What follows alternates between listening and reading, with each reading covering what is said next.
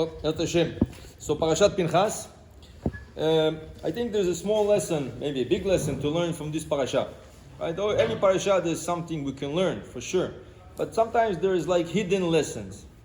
And I think there's a nice lesson in this week's parasha, brought in two places in the parasha, but it's the same idea. The idea is the same.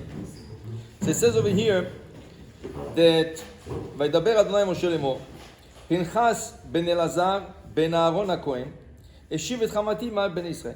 Pinchas, son of Elazar, son of Aaron HaKohen, השיב את חמתי, took away my anger from בני ישראל, נכון?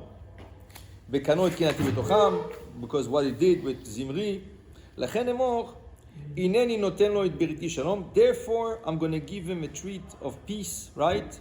So the Gemara says that he became Eliyahu Hanavi, מחלוקת. תוספות, in בבא מציעא ק"ד, says, Pinchas זה לא אליהו. זה לא אליהו. Why?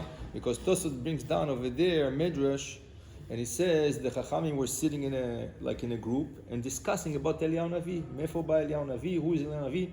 And he came, and he says, "What are you discussing about me? Where I'm coming from? I'm from Bnei Gad.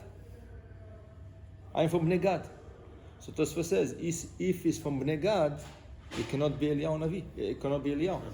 It cannot be Pinchas. Eliyahu cannot be Pinchas, right? And the Rabbi Nishchai was asked, so how can we say Pinchas to Eliyahu? Okay? So in Aderet Eliyahu, if you look at the book Aderet Eliyahu of the Rabbi Nishchai, he speaks about a lot about Gilgulim. Okay? He says Pinchas had like 7 neshamot. He had Pinchas. He had Nadav Avihu came to help him to kill Zimri, right? And he had Eliyahu, and he says he had 2 neshamot, one from Shevet Gad and one from Pinchas, right? It's like 7 neshamot. Somebody told me, Rabbi Friedman came here yesterday, he told me he saw in a sefer, I forgot, he saw a gematria that of the 7 neshamot is something Pinchas ben Aaron, something is gematria the 7 neshamot, and that's like the menorah, which has 7 branches, and Pinchas is the middle branch, and all the other 6 branches has to light towards the middle. So all the 6 neshamot were going to Pinchas, but basically he's the middle neshama. But to tell you, so the Rabbi Nishchai comes out to say Pinchas Eliyahu, it's Eliyahu, just he had few neshamot. So that's what he said is coming from God. It's another neshama that he had, but it is basically Pinchas. Everything refers to Pinchas. So over here, that's the Brit Shalom. So now, we expected that after what happened, that he saved the Jewish people, there was an epidemic, he stopped the Magefa, 24,000 died already, and there were more about to die, he stopped everything. Rashi brings down the Midrash, לפי שהיו השבטים מבזים אותו. People dishonored him and attacked him and accused him. Who are you? Who are you to go and to kill Nasi, Shevet Mizrael? Zimri ben Salu is not a simple man. According to the Marsha, he was the oldest man in the camp. He was like 200 years old. Right? He was from Yitzhak Mitzrayim. He was a very old man. Huh? He was the Ben Nani. There's a machloket about that. Some say he had 3 names. But according to the Marsha, he was the oldest man in the camp. Right?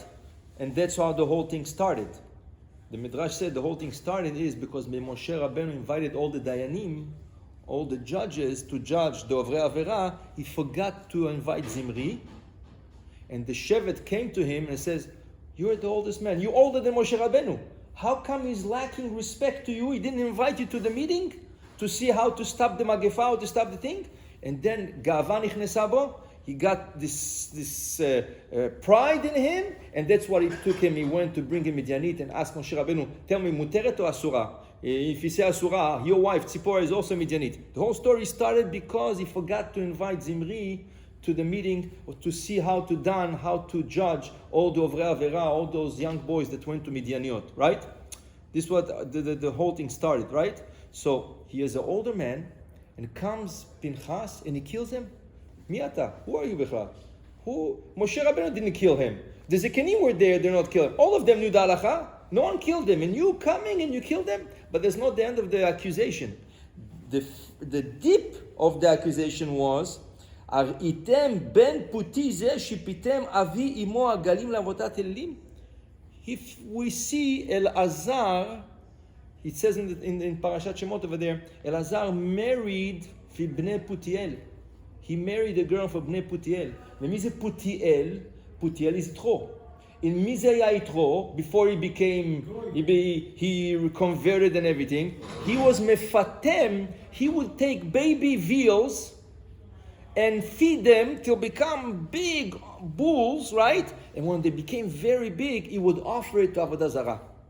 So, you coming from this, for sure, in your blood, is running this Avodah Zarah, right? Of killing. Like Yitro killed bulls for Avodah Zarah, you have also in your Avodah Zarah, you are killing people, you kill people, right? That's from your mother's side, from the mother's father's side, the Gemara is discussing, but that's where it's coming from, right? Very good. So I saw, the question is, what are you saying? Mibnei Yitro shepitem agalim la'avodah zarah? Why don't you say more simple? Mibnei Yitro she'avad avodah zarah. Why are you taking a detail of buying veals and giving them to eat and make them big and to serve them to avodah zarah? What's the sin? The sin is buying the veals and feeding them? Or the sin is avodah zarah? Say buying veals for avodah zarah. Ma ta omer fatem. So I saw two terutzim. The first one I'll tell you. The second one is the one we're gonna learn a little bit more deeper. The first tirutz I saw it from the Admor Hazaken, the Robish Rebbe. He says that's achzariut. To take a baby calf, right? To feed it and to make it big, like as if you care about him. You know, you're feeding it, you're giving it to eat every day. You go, you pet it. Somebody told me in Japan today there is a meat that you buy $2,000 a kilo. Why? Because the whole day they massage the cow. The whole day they massage the cow. And it's the softest meat you can ever buy. Because they massage it so much for a year, they give every day, they give it a massage. So you imagine the skin is so soft, it's so good, and they feed it, they eat it. The cow, what does she feel? Oh, look at that, I'm getting a massage, I'm going to the spa every day. At the end, boom, you slaughter it. That's achzariyut achi gdola. That's what Lubavitcher Rebbe said. The veal, you feel so good. You take care of him, you feed him, you think, and then boom, you shecht it, avodah zarah, right? Zachzariut. So they had told the Pinhas, you know, we're coming from Yitro, and Yitro was achzari. He was cruel. So you have this cruelness running in your blood, and that's why you went to kill Zimri ben Salu. That's what they think. But I saw something also nice, that why are we bringing up the point, Shaya mefatem agalim la'avodah zarah?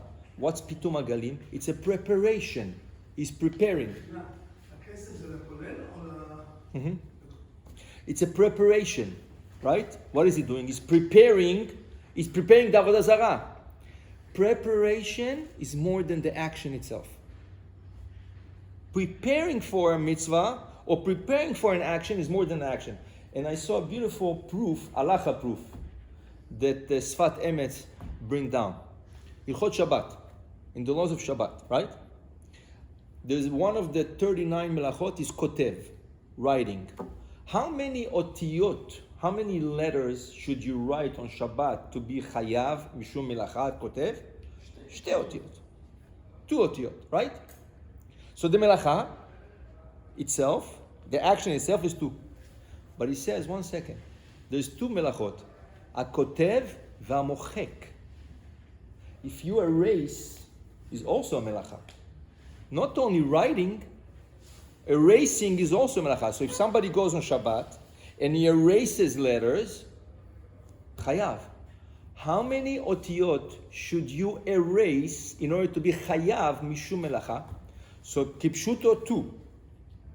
But the Gemara says, if you erase 1 and there's a place to write 2 letters, like it was a big letter, right? And there's a place to write 2 letters, chayav. So the thing is, lichtov, to write, it's 2. Limchok is 1. Why is that? Because the mechika is al menat lichtov. So when you prepare something, you don't need 2 letters. 1 letter, you prepare the place to write, it's a kvar chayav. So he says, you see, the preparation is more than the action itself. The action is writing. The preparation is erasing. And if you prepare a place for 2 letters, even if you erased only one, but you can write 2, that's already... Even if you don't have intention to... Huh? No, you have to have kavanah, you have to... For sure, with all the gedarim. But just to see, you see, even when you're chayav already, there's a difference between preparation, which is mochek, and the action, which is the kotev. So the same thing, Yitro, when they wanted to accuse Pinchas, what did they accuse him? Your grandfather was preparing an avera. He knew how to prepare avera, you know? So probably you're preparing something over here. You're cooking something. Tomorrow you're going to kill somebody else. You're going to say, no, listen, when I killed Zimri, no one told anything, huh? You're preparing.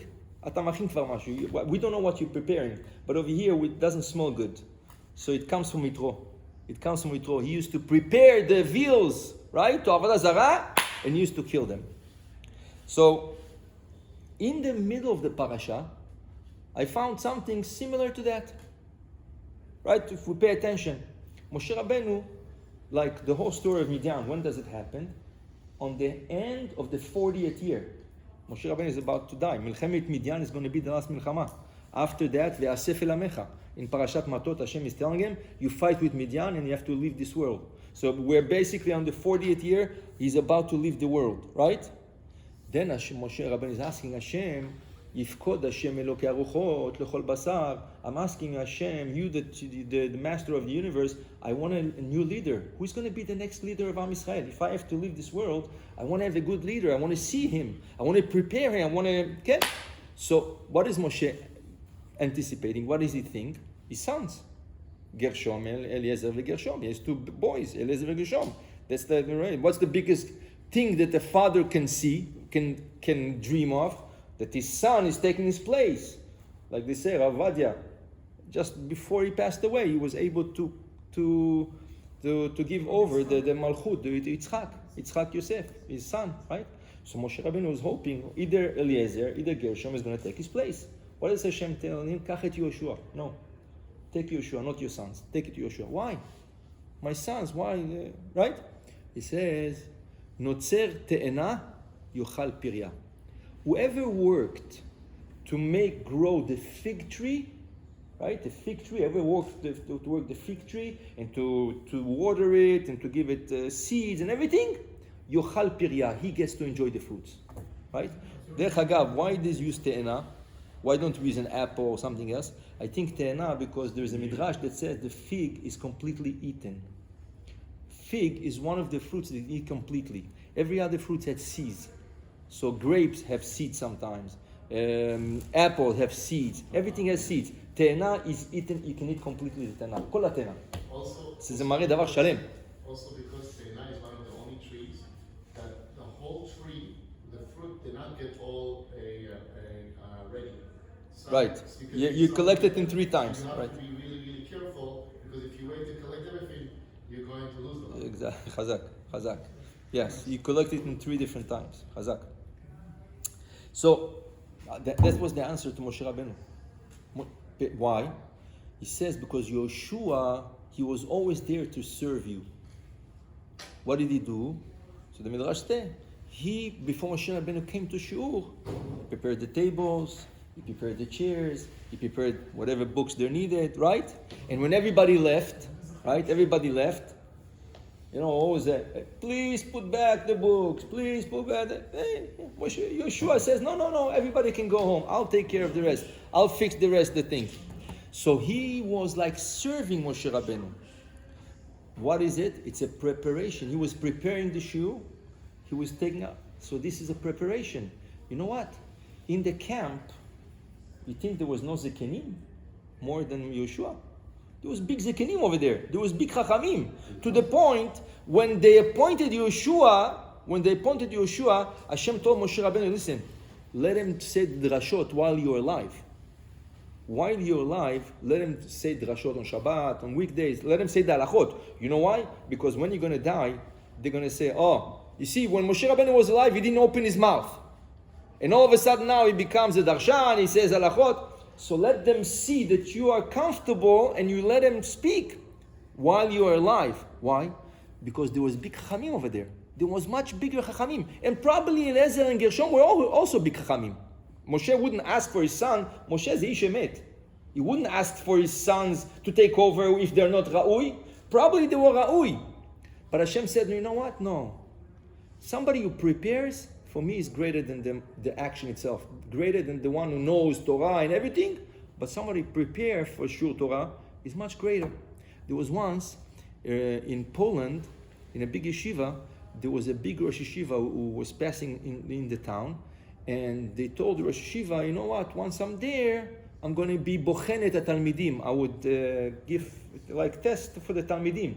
So the Rosh Yeshiva told the Talmidim, please, he's coming in 3 days. I want you to prepare the sugya good. So any question that he's going to ask you, anything, I want you to be ready. You should see we're really learning seriously over here. So the Talmidim were, they say in Yiddish, were koching. They were cooking in learning. They were cooking. They were preparing. At the end of 3 days, a letter comes. The Rosh Yeshiva says, I'm sorry, I had obligations, I had to go somewhere else. So the Talmidim came with the ta'ana to the Rosh Yeshiva. Rosh Yeshiva, 3 days, we are cooking over here.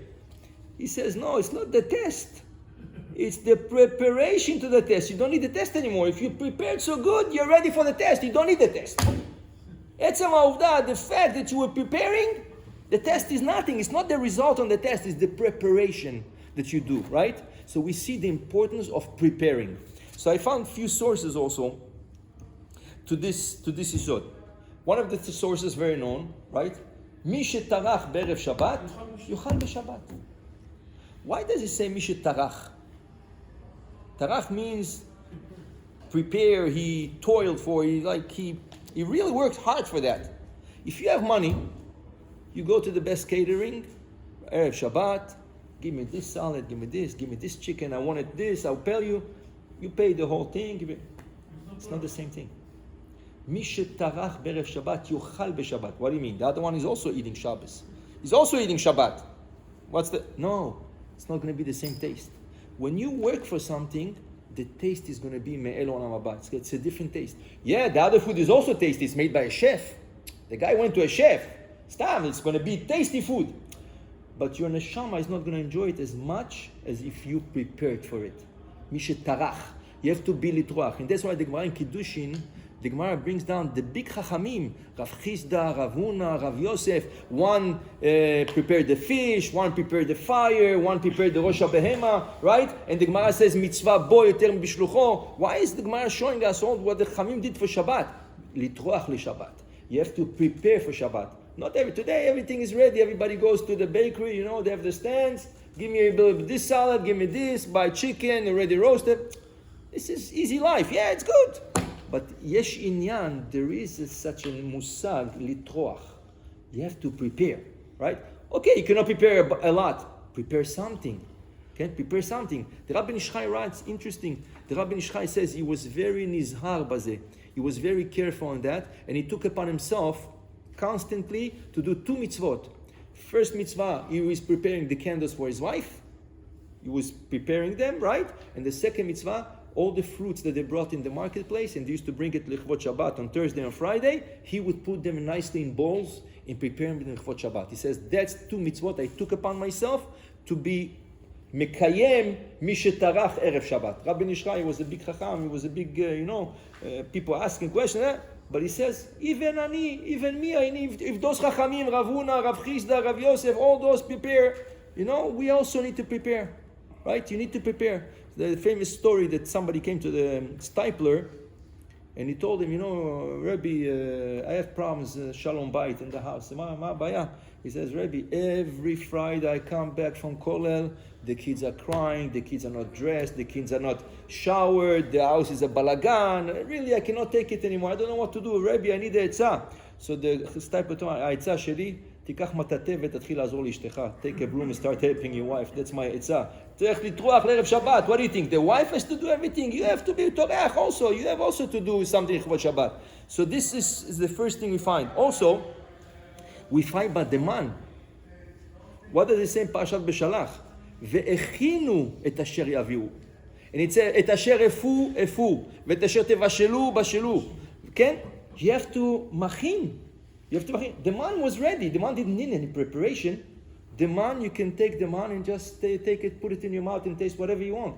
But the Torah says no. Ve'echinu. You have to prepare the man. What do you have to do with the man? Cook it, roast it, fry it, do whatever you like, the way you want it to taste. But for Shabbat, you have to prepare the man.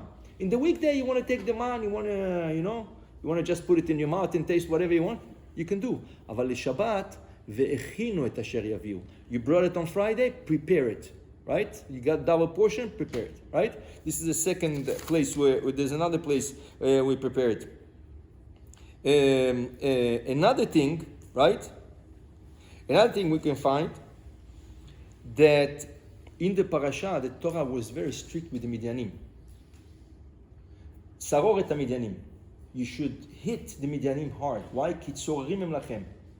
But then Rashi is asking, 1 second, the Midyanim were not alone. There was Moab also over there, right? Why Moab not? So Rashi says, because Moab, Ruta Moaviyah is going to come out of it, so we don't want to touch them, right? 1 second. Why Tzarot Midyanim? Because they made you sin, everything. And what about the Mitzrim? Lo tetaev Mitzri. Ki geraita be'artzo. Why? So I think it's the same, we can say the same thing. The Midyanim prepared the sin for Am Yisrael. What did it prepare? Look at the Midrash last week. In Parashat Balak, they planned the sin. They planned it. How did they plan? With the etzah. This was the etzah. This is what the advice of Bil'am. First of all, they put up a whole marketplace. A marketplace is not something that they put up a whole marketplace. And it was planned in a way that there was merchandise outside. It was like tents. And there was merchandise, a little bit of merchandise outside the tent. The Midrash says, V'isha zekena. An old lady was sitting outside with the merchandise. And when the Jewish boys, the young boys from the Jewish camp came, she told them, they made really a special, like they wrote an announcement, special price. The Jewish boys were attracted. Oh, wow, it's good price. Said, no. I have a better price inside with better merchandise. But inside, what was waiting for this boy? A young girl, undressed. She was with the tzartzur shel yain, with a bottle of wine, right? With the good merchandise, and she was telling, and he got all excited. She told him, well, let's drink lechaim, At that time was no Israel to drink still yain shel goyim. So she gave him lechaim, she got him drunk, then he wanted to do the avera, then she took out the pesel, she took out the peor. You bow down to him, you can come with me.